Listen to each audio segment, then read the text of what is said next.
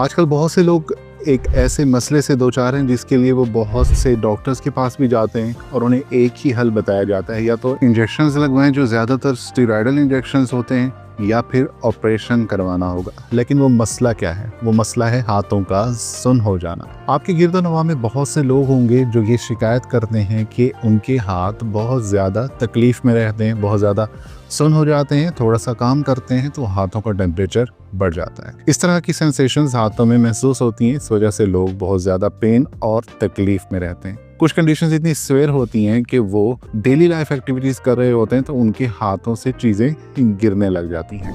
ये क्यों होता है? इसकी वजह क्या होती है? ये किन लोगों में ज़्यादा पाया जाता है?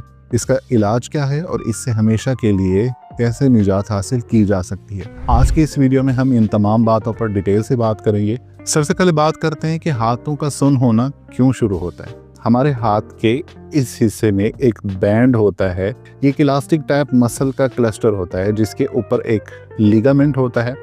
उस लिगामेंट और मसल के दरमियान एक टनल बनी होती है और उस टनल के अंदर से एक नर्व गुजरती है। नर्व वो हिस्सा होता है जो दिमाग से पूरे जिस्म को कंट्रोल करता है।